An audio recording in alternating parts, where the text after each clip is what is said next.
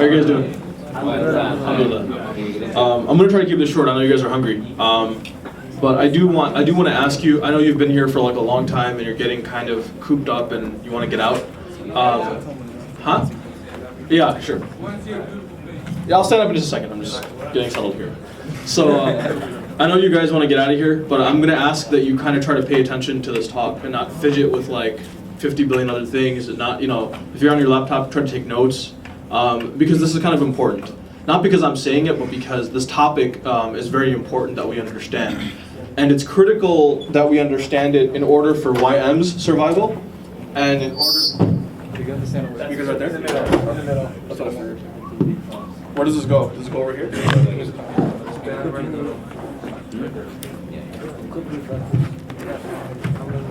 So this is so important because it's important for YM's survival and it's important for your continuity in young Muslims.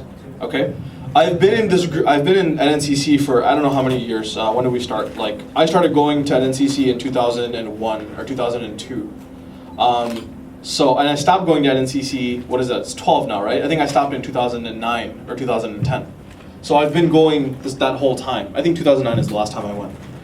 And I've seen a lot of people sitting in the room from different ages, and you see that you start off with 60 people or 70 people at NNCC, and as the years go by, a smaller and smaller group of that original number actually stays in YM and is there for the next NNCC as others start to leave and do other things.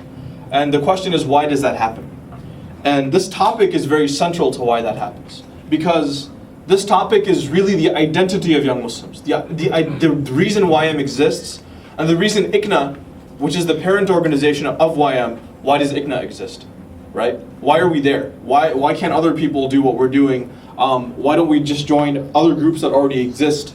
What is our purpose for being? If I were to ask you to define what makes YM different from other youth groups, what would you say? Can someone raise their hand and tell me? Go ahead, brother. Ran by youth. It's ran by youth. So there's no other organization in the whole country that's run by youth?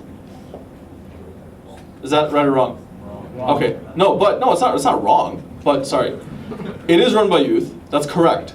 But is that what makes us different? See what I'm saying? Is that what makes us different from every other youth organization? So we are run by youth, that's positive. Give me another answer. Go ahead. National structure. National structure. Are we the only organization that's run by youth with a national structure? Youth. Okay, go ahead.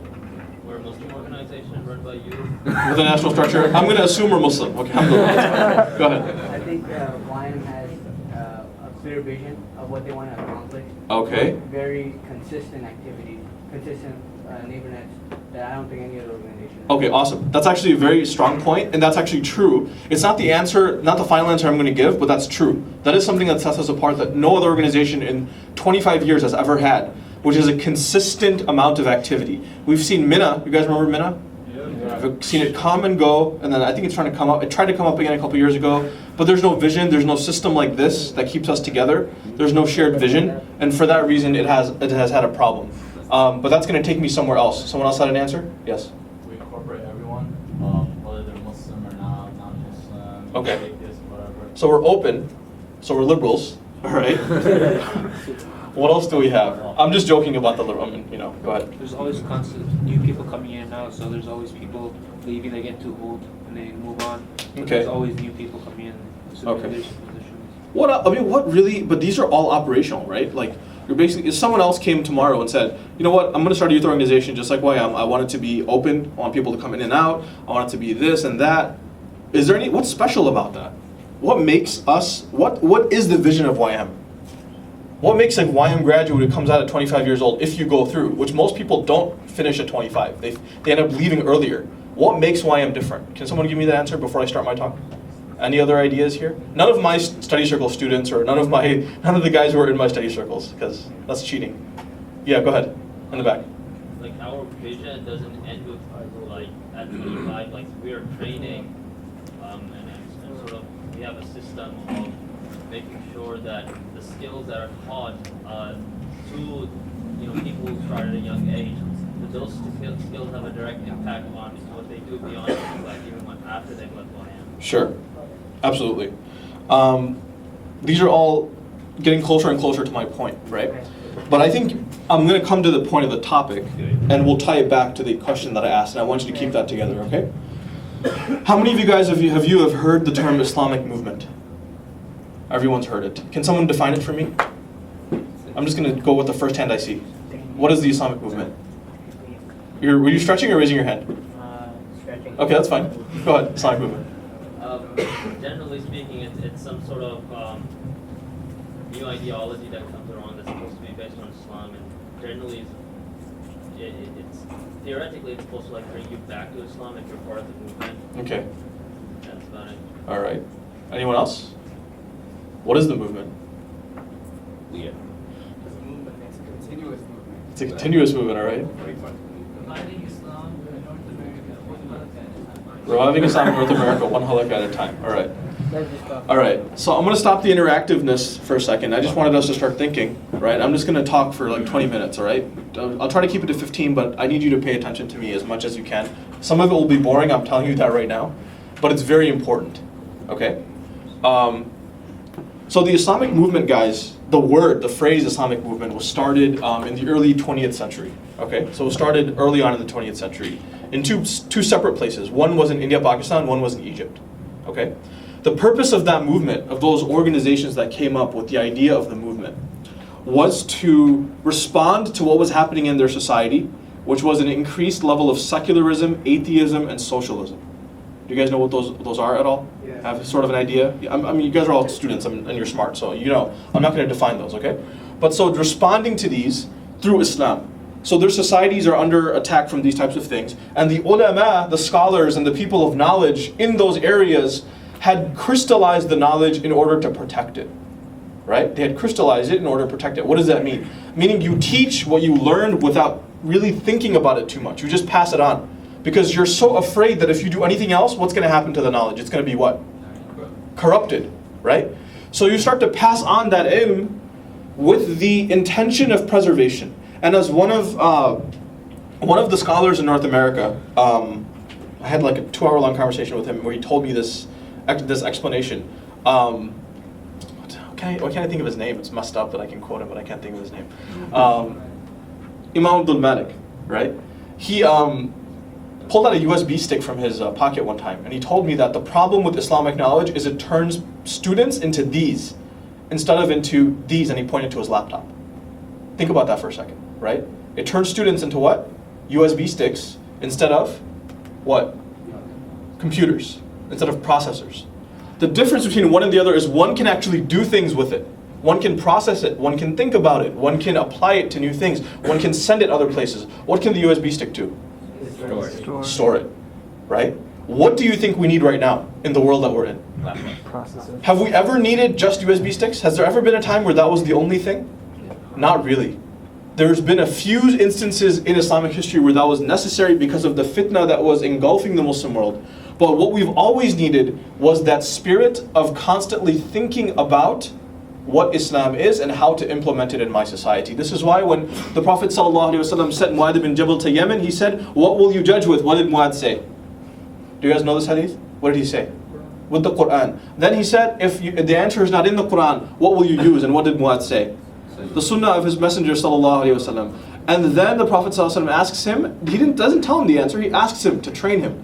He says, if it's not in the sunnah, what will you do? And then Mu'adh says, I will use my own independent reasoning. As a student of the Prophet, obviously, not some Joe Schmo who's like, oh, I've used my independent reasoning and now, I can pray behind women, right? So obviously that's not what we're talking about. So this spirit was started even with Mu'adh ibn Jabal, this idea of this ijtihad, okay?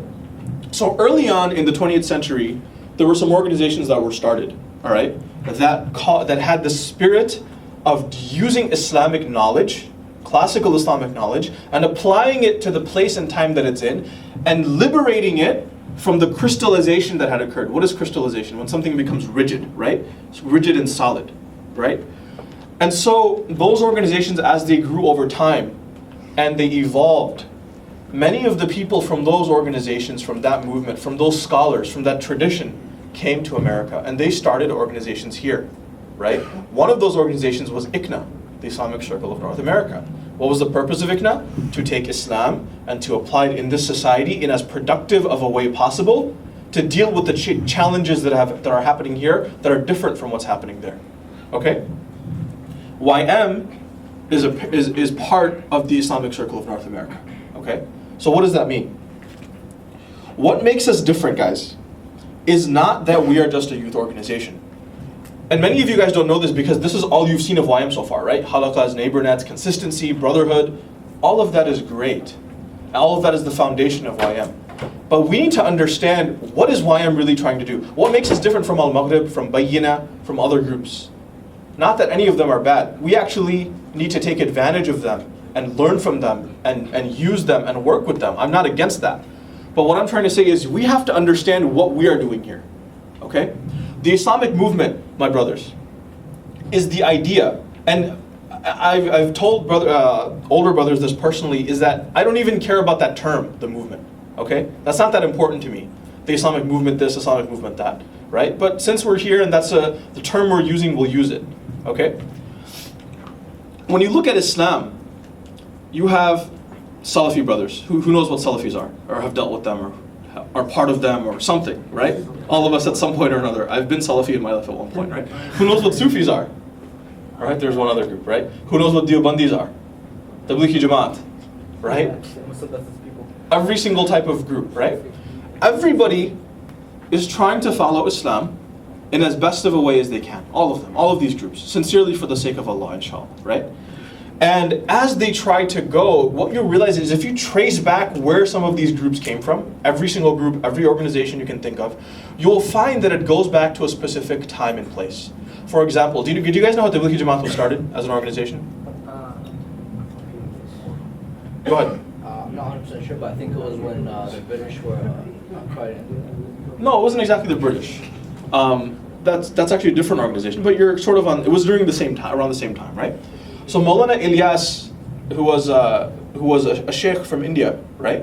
He actually came across a village in Pakistan, India, Pakistan, right? And it was the same at the time; it hadn't split yet. And he found a village of people who were saying La ilaha illallah, but they didn't pray. They didn't understand what La ilaha illallah meant, and they were actually involved in the worship of some other Hindu deities, right? But they were Muslim. They called themselves Muslim. They were very proud of Islam, and they were very proud that they loved the Prophet ﷺ, even though some of them would make dua to the Prophet ﷺ, right? So what did he do? What do you think those people needed at the time? Knowledge of the basics of what Islam is, right? And a freedom from the shirk that they were committing, and the knowledge of how to pray, and connecting them to the basics of Islam. Am I right? They didn't need to know about ijtihad and the madhabs and this and that. Did they need that stuff? Did they need hardcore aqidah? Like the creed of the Muslims, what is this and that? Where is Allah? Did they need that? What did they need? This is Allah, this is La ilaha illallah, this is what it means, this is the Prophet ﷺ. We have to love him, we have to obey him. This is the sunnah. So he taught them that. And in order to remedy the same problem that existed in India all over the place, in all types of villages, they started an organization called, what? Tablighi Jamaat, right? In Arabic we say Jamaat Tabligh, right? So this organization, the same exact methodology and idea of going out for 40 days, going out for 3 days, going out for 4 months, took root and caused a lot of benefit in India and Pakistan. When those same brothers came here, what do you think they did? Same exact thing, right? So if I go through the history of any group, if I talk about the Salafis and how they are rooted in the events that occurred in Saudi Arabia 200 to 300 years ago and what has occurred over time to allow that ideology to develop and flourish. If I were to talk about various Sufi groups, you'll find the same thing. They're all based in their own history. We're human beings, and so we react to our history by looking at it and saying, how can I solve the problem using Islam? And then you do it. What the movement does, what Islamic movement is about, and I told you the name isn't important because really it is Islam. It is common sense Islam. What it does is it says, you know what? There's a lot of different groups out here. There's a lot of ideologies out here. I am standing up and I'm saying I will not bound my Islam to the time and place of something that occurred 100 years ago. Does that make sense? I'm not going to limit my Islam into following an ideology or a school or an idea, I'm not talking about the madhabs or fiqh, I'm talking about the way that people approach Islam, what they find to be important. If you talk to a Salafi, what will be the most important thing he'll say about Islam? What's the most critical thing? Aqidah. Right? If you talk to a Sufi, what will he say the most important thing is? Spirituality, or following a sheikh. Right?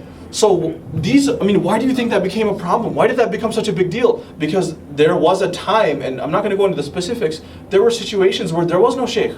And then a teacher finally shows up, and the entire community is saved by his action, by his teaching. So what do you think happens to that group? They become what? Man, having a sheikh is the what? Most important thing in the world. And so you have to recognize when you see or hear certain things, realize like this is coming from somewhere. This isn't just magically true, right? And so the movement, what it says is this. What YM is talking about, what ICNA is about, and what many of the world's ulama are about, is that we will take good from wherever it comes from. Do you guys see this? It's not just we're a youth group and we have basketball, we have a good time, and we let people come in and out. These are all true and they're solid. There are good reasons for YM. But YM as an idea is much more powerful than this. Right? ICNA as an idea, what we want out of our implementation of Islam is that we don't limit ourselves to one specific time and place, but that we let Islam be Islam. This religion is the religion of the Prophet ﷺ. We will take it from the Quran and from the Sunnah and from the legacy of the ulama, from ilm, from knowledge that has been passed down to us. And then we're going to look at our society, my city, my masjid, and I will customize a solution to solve their problems based on all of Islam. I'm not going to show up to a place where there's people drinking and partying and go, hey guys, I'm going to teach you about Aqidah. Allah is one. And not only that, He sits on His throne. And not only that, He literally has two arms. And not only that, you have to believe this and this about His attributes. Do you think those people care about that if they're drinking and partying? No. That's not what they need right now. They need to understand why they should who Allah even is to begin with, that He is your creator, right? That's what they need. So the movement-oriented worker that YM is trying to make out of every single person in this room is somebody who's what? Who's knowledgeable, who has ilm, number one. And many of us don't have ilm, and I'll tell you that straight up. When I was in YM, brothers, we did not have any of the opportunities you guys have right now. We didn't have any of the shuyukh you guys have right now. And we had to hunt down and learn on our own. And we had to teach on our own from what we were able to grab drops of from these scholars. You guys have ulama left and right. We have to take advantage of them, but always remember that people are vulnerable, right? So if you listen to a sheikh, to a scholar, or you learn from somebody, and you take from him, right? You benefit from him. The natural inclination of the human heart is to say, man, this guy's awesome. I have to follow his path. Am I right or wrong? A lot of people, right? I have to follow his path. I learned from the sheikh, he's a Salafi, that must be the right way. I learned from the sheikh, he's that must be the right way. Forget YM, I don't have time for this. And that's where you make a mistake. And that's why people leave young Muslims, is they become selfish and short-sighted, right? Everything that YM has given to you, many of you guys are in high school, and as you go into college, you're going to want two things. An opportunity to make change around you, or number two, knowledge, solid knowledge. And you're going to look at YM and go, man, YM, all that makes me want to do is do what? Drive kids around, take them to eat, take them to halaqah. How many of you guys have felt this before? Honestly, tell me the truth. Take them here, take them there, drive around, have an event, right? But you have to step back for a second and say, what is it that I'm trying to accomplish with all of this work that's going on? And everything that was done for me, am I going to give back to other people? Right? This is the concept of the movement. It's the liberation of Islam from time and place. And how others have stuck their Islam into a time and place and have not been able to free it from there. And that's why you have people, the most important thing to them is what? Zabiha. The most important thing to them is the length of your beard. The most important thing to them is the length of your pants. Right? Whether or not it hits your what? Your ankle. Time and place. These are all coming from where? A time and place where the identity of the Muslim was so important that it needed to be preserved. So these masail, these rulings that are in Sharia, took upon a greater role than they should have had. You understand what I'm saying? Because in that time and place, identity preservation was critical to Islamic preservation. Do you see what I'm saying? Outward identity preservation. So you transfer that into this context and you end up with this type of Islam, where these are the most important things. So that is what the movement is. I don't want you to look at the movement and say the movement is a different sect, it's a different group, we're a different, what makes us different from Sufis or Salafis? What makes us different is that a Sufi brother, a hardcore Sufi brother, might never be willing to learn from a Salafi, or vice versa, right? Might never be. There's some, I mean, mashallah, we're coming to a middle ground now where there's a lot of respect in North America occurring between our groups. May Allah make it easy for us to unite on something useful as Muslims. But what makes the movement different is that we don't shy away from learning from anyone, but at the same time, we're not going to buy into everybody's, just because I learned from you, doesn't mean I have to buy into everything you're saying. You understand what I'm getting at? I have a teacher that I learned with consistently, right? He's a monster in Islamic law. He's one of the most respected scholars in North America. And I learned with him on a very consistent basis. And the other day in our hadith class, he taught us a hadith, he taught us the explanation, and then I wrote him a long email saying, I don't agree with your explanation, and can you explain to me why? I'm not arguing with him. I'm trying to learn from him, right? But something, hit me the wrong way, and I want to understand. I want to understand where he's coming from, right? And so I'm not trying to tell you question everything, scholars don't know anything. What I'm trying to say is have a common vision that as an organization, right, what we are trying to do is revive Islam amongst the youth in North America. Is that right or wrong? Right. Do we have time to get caught up in these side issues? No, we don't have time to do that, right? And so what the movement ideology is coming and saying to us is that Islam is Islam. It is free of time and place. It is free of being bound to ideologies that have cultural baggage from other places, right? So take from everywhere that you can, and don't become discriminatory and prejudiced against these different groups, right? Have your own method and do what is beneficial for the people around you. And this is the basis of the Sharia. The maqasid, this is not something that just came up in the 20th century. Because the truth is, guys, before the 20th century, a lot of these groups didn't exist. They existed as scholarly discussions. And when these discussions became brought into the layman, into the masses, we ended up dividing ourselves into little groups. Saying, I'm with this group, I'm with that group, I'm with this group, I'm with that group. The movement brother says, yeah, I'm a Muslim. If you want to call me something, you can call me a movement-oriented person or Islamic movement brother, but that doesn't really mean anything to me. What means something to me is that I am here to benefit people. I'm here to benefit youth. I'm here to benefit my community. I don't care about your specific creedal differences or your specific fiqh opinion. Does that make sense? Do you understand now why YM is? How many guys have a higher understanding now of what YM is about than what it was before? This is what YM is. Many of you guys didn't know that because we're in halaqas and we're doing this. But once you step back and say, what makes my halaqah different from the guy who's teaching the fiqh of how to use the bathroom, is that it's a serious issue. He should be teaching that. But I'm not going to make that that point of fiqh, the central message of my teaching. I'm here to benefit people, right? As Imam Ibn al-Qayyim said, the goal of the Sharia is to bring benefit to people in this life and in the next, right? And this is based on the maqasid of the Sharia, the purpose for why the Sharia exists. The defense of the life of people, the defense of their deen, the defense of the mind of the human being, the defense of the family and honor of the human being, the defense of the wealth and the property of the human being. This comprehensive understanding of Islam. So for a YM brother or for an ICNA brother, when you walk into a place, you don't go in your head, okay, these guys need spirituality. You say, maybe they already have that, what do they need? And you custom build the solution for them. Okay? As I'm going to wrap up now,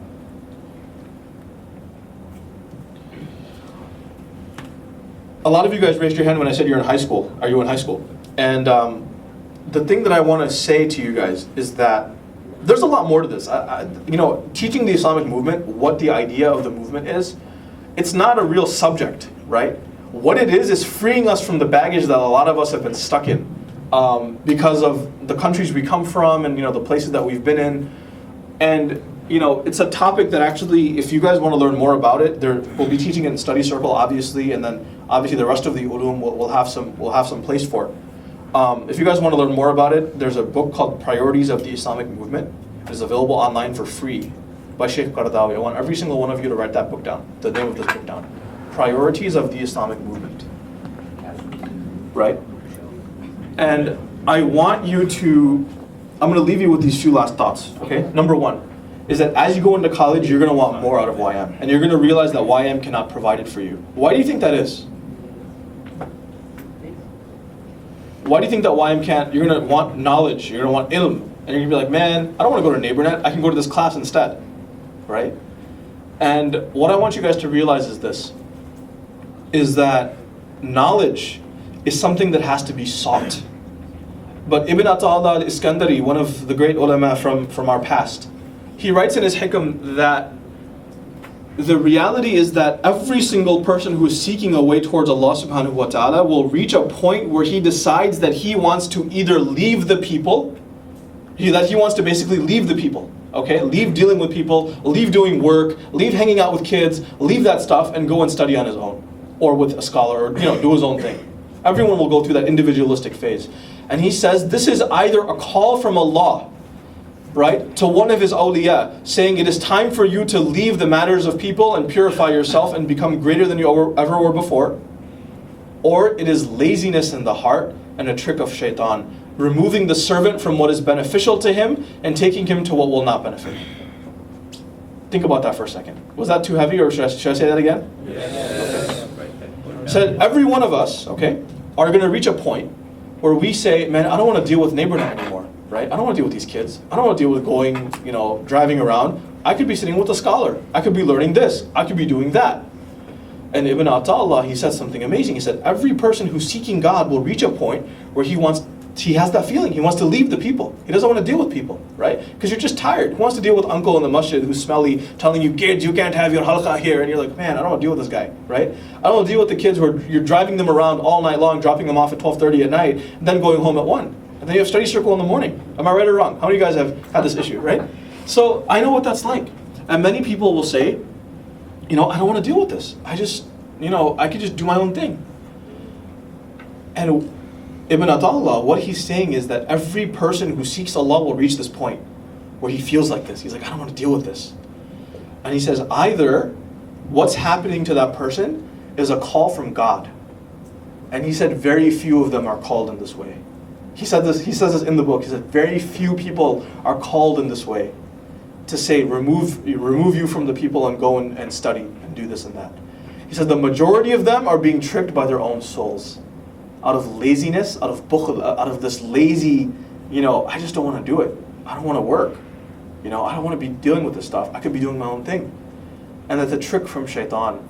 And it makes you think that what you're doing is actually beneficial, when all you're really doing is removing yourself from benefiting people, and you're becoming selfish, and even that will result in its own spiritual issues and spiritual problems. Okay?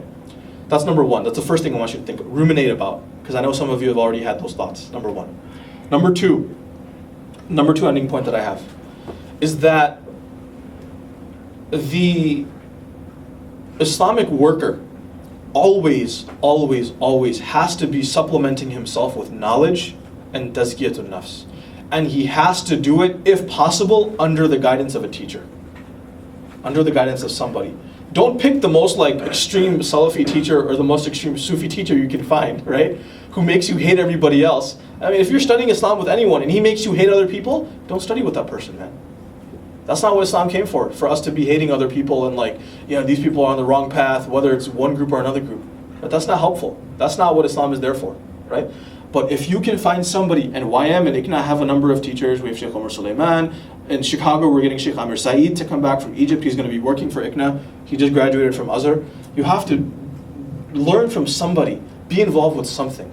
Inshallah, our goal, I don't know if you guys know, but after I graduated from YM, I started working with Islamic Learning Foundation, ILF, which you might have heard of. Am I right or wrong? Some of you have heard of it. It's the knowledge branch of ICNA. Our job is to do this, is to allow the rest of ICNA, YM, Relief, ICNA Sisters, YM Sisters, to try and bring about the scholarly resources that are needed for you to do your work and for you to learn and grow as Muslims. You guys understand what I'm saying? So we're on the path to doing that right now, of developing those resources for you through your study circles, through all these different things. But anyone who thinks that you can do your Islamic work and not learn knowledge about Islam, about Sharia, about fiqh, about tazkiyah, anybody who thinks you can just do that and not learn through your study circle, you're misguided. And you're going to burn out, honestly. You're not going to be able to keep it up. You have to feed yourself in order for you to feed other people, right? And so this is very, very critical. That's my second point. So the first point was what? You're going to become selfish. It's a trick from shaitan. Everyone got it? I gave you a big explanation for it and quoted Ibn Ata'Allah, but who cares about all that, right? What's important? You're going to become selfish. You're going to want your own time. It's likely a trick from shaitan. Maybe one of you is like a wali of Allah and you're going to go and study and come back after 20 years and save the ummah, but probably not, right? Okay. I am the message. Right? I am Imam Mehdi, right? You guys see that video? Right? So that's number one. And the thing is, I'll tell you the truth, guys, with number one, honestly, the reason that happens is because you're overbooked. And you didn't really take into realization that, you're watching TV, you're doing this, you're with your family, you have homework, you have exams, and you're still trying to do all this YM stuff. Something has to give. And what that is, purely is time management.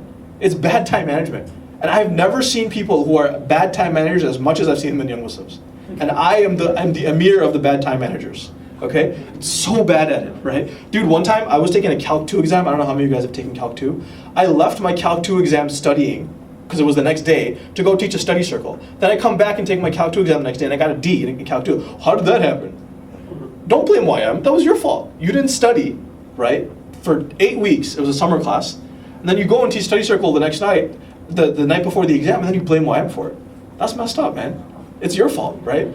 So being an awesome time manager, being on top of your stuff, just being an awesome person, right, is critical to this game, to being good at this. And if you were to fix that, wallahi, if you were to fix that, your life would be so much easier. But the problem is that we have to watch ESPN. We have to play Xbox. We have to do this stuff. And then we want to say, oh, we're carrying on the work of the Prophet ﷺ, this and this and that. And man, I'm so burned out. Yeah, it's because you're overbooked and underpaid, right?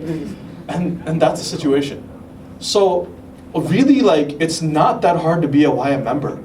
But what it's hard to be is to be a YM member who has his time when it's hard is when you're a YM member and your time is not managed properly. And you're screwing around with all the other things. You have all these other things going on, exams and MSA and this and that, and you drop all the balls. And then you decide to blame YM because that's taking up most of your time. You guys know what I'm saying? Does this resonate with anyone? Does anyone feel like this? And really, it's just pure time management. And sometimes you have to cut things out of your day and say, I can't do this, right? And be honest with your core teams. Be honest with your, are they called core teams now? They're sub-regional teams, right? Your sub-regional teams, and really, work with them on that. So the last point I'll make, inshallah, right? I'll end on this, is that ideologically, right? A lot of things are going to seem very flashy. And I'm telling this to especially the high school students and the college students in the crowd, not necessarily the people who are working, because you guys are past this age. You're going to see all kinds of speakers, and you're going to find them to be very flashy and very awesome. Like, wow, that guy's awesome, right? And you're going to feel gravitated towards him. What I want you to do, what I want you to go into this with, is my advice to you, I should say, is that as a YM member, guys, don't give anyone an excuse, right, to attack your lack of qualification for being an Islamic worker. I know of brothers who've been in YM for 10, 15, 20 years, and if you ask them to recite Surah Al-Fatiha correctly, they wouldn't be able to do it, right? If you ask them to recite, any part of Quran correctly, they would not be able to do it. Are you raising your hand? Yeah. I said, don't let anyone, right, use your lack of qualification as an excuse to attack your Islamic work or your ability to do Islamic work. So what does that mean? Is that, guys, we're in high school, we're in college, right? And we don't have time to learn to become ulama and all this other stuff. But there's some basic things that all of us need to know, right? There's some basic things we all need to know. We all need to know how to recite the Quran, right? If you're an Islamic leader and you're leading Salah and you don't know how to recite Quran, there's a problem there, right? And I'm not saying, oh, I expect you to know this, you guys are bad. No, I'm saying this is advice to you. Learn it. It's not that hard to learn. We have people who know Tajweed in almost every YM city that there is. In YM, right? We have people who can teach you online. I can teach you over Skype. I'm sure Qasim could teach you over Skype if you ask him, right? We have, what's his name? Bashari Rashid II, right? We have all types of, resources in this organization and outside this organization. So take from them, right? I'll tell you right now, I'm studying with 4 different teachers. None of them are movement oriented. None of them are from YM, but none of them have brainwashed me. I'm 27, so I mean, it's different, right? Because I'm a little bit older now, and I've sort of been through I was Sufi, I was Salafi, I was this, I was that. Now I've settled on something more stable, right? But the point is, I'm studying from 4 different teachers right now on 4 different Islamic ulum, 4 different sciences, right?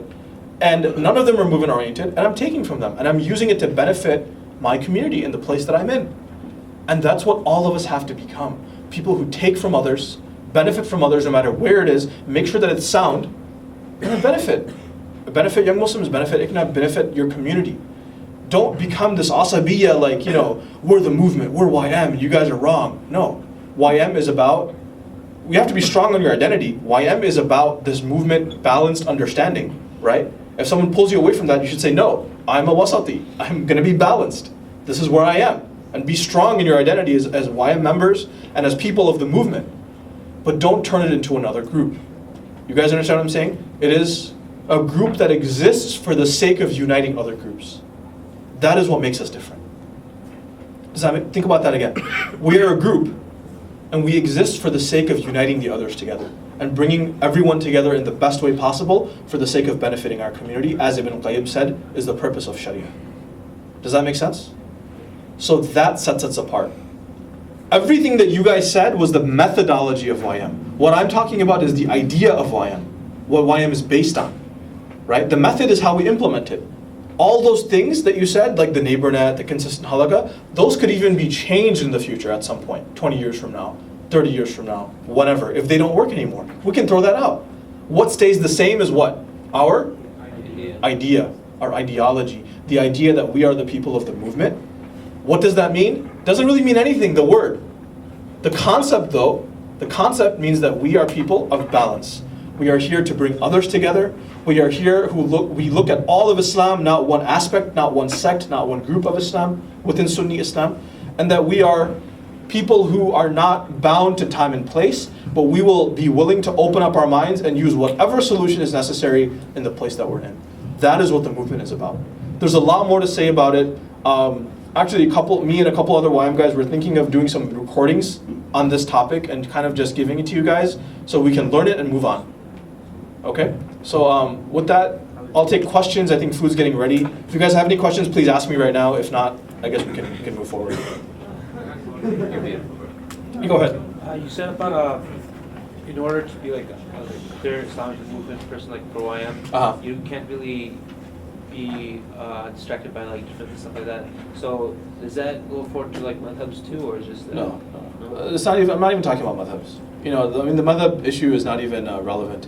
There are some people in this room who will say, I'm a Salafi, I don't want to follow a madhab. That's cool, man. That's all right, right? Just don't let that issue, my point is, don't let the issue become something that keeps you from doing beneficial work for young Muslims. That's all. Young Muslims doesn't care. If you are Salafi, YM does not care.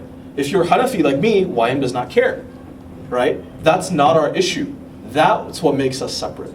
With everyone else, it's an issue. Right? Almost every other organization that you work in, it's an issue. It matters what you're in. You can't go to Tablighi Jamaat and go, I'm not going to follow Imam Abu Hanifa. You will have trouble, right? Not that they're going to be mean to you, but they're going to try to convince you every day that you're there, that you're wrong, right? Right? Maybe sometimes they'll be mean. But the idea is that we don't care. We just want you to follow sound Islamic scholarship, right? And there is a difference of opinion within that scholarship on certain issues. Relax. It's really not a big deal.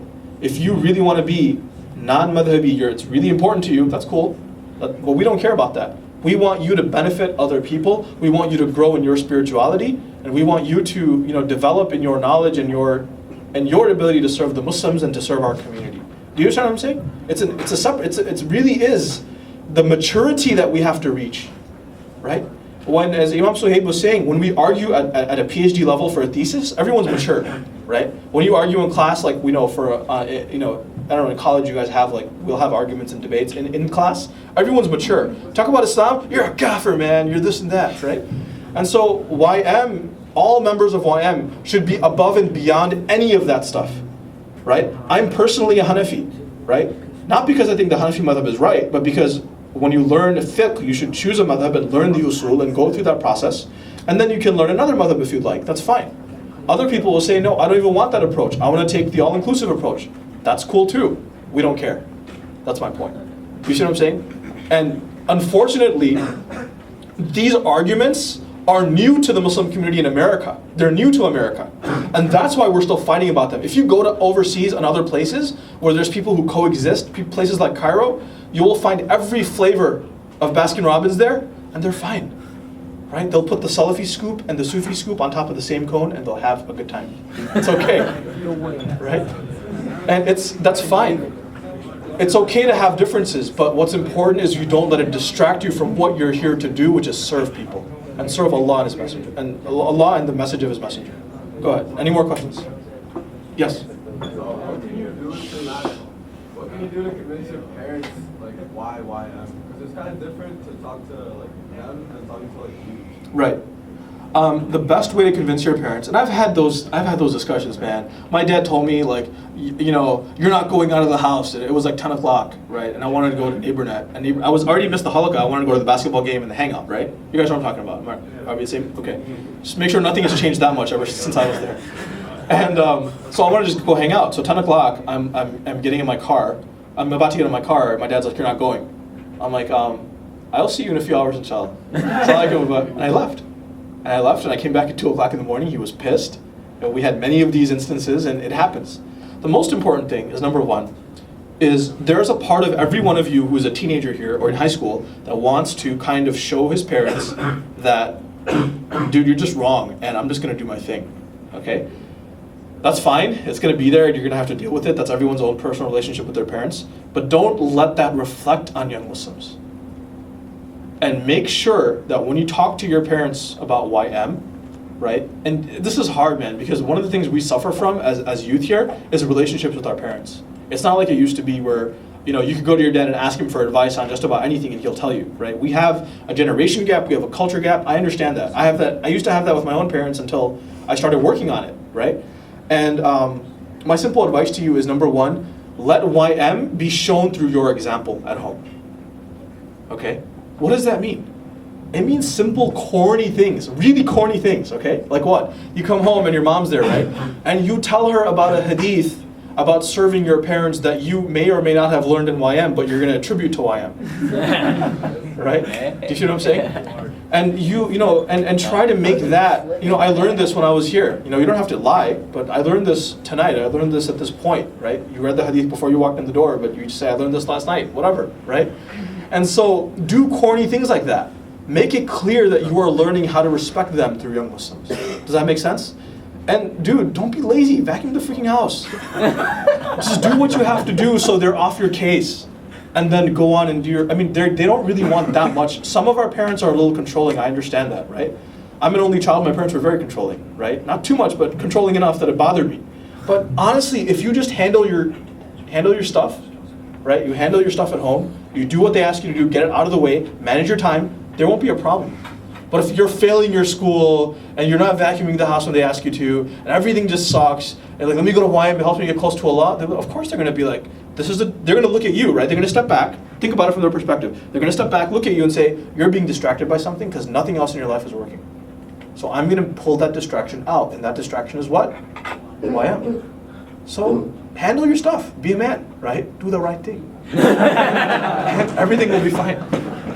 But that's really what's important. Some of your parents will be even tougher, and for that you can come to me, you can come to any of the older brothers, we'll talk you through it, we'll figure out a way to work with them. It's not that difficult. I showed up to this guy's house one time. I went home, right? Do you mind if I tell the story? Okay. This guy, his mom wouldn't let him go to camp, right? And he was younger. Not right now. He was much younger. Okay. And so it's okay. It's okay. My parents didn't let me go to camp one time either. I went home from work. I came home from work, and at that time I was like, I could go to work in jeans and a shirt, right? I came home, I put on a tie, I put on pants and a shirt, I clip my ID right here, so it's hanging, right? My work ID, and then I go to his house to make it look like I'm coming from work. So his parents see me and say, wow, he's actually he's a responsible guy, he has a job, he graduated, he has a tie on, mashallah, this and that. What do you do, beta? Oh, I'm in IT, this and that. Oh, mashallah, this and that. So the image that they're getting from me as a YM member who's a little bit older than him is not like some idiot, this and that, right? I'm giving them the subconscious impression that if you let him hang out with me, he will be similar to me. Do you see what I'm trying to say? As far as my professionalism. Do you guys see what I'm saying? So don't walk into like parents' houses. You guys have to visit parents, right, from time to time.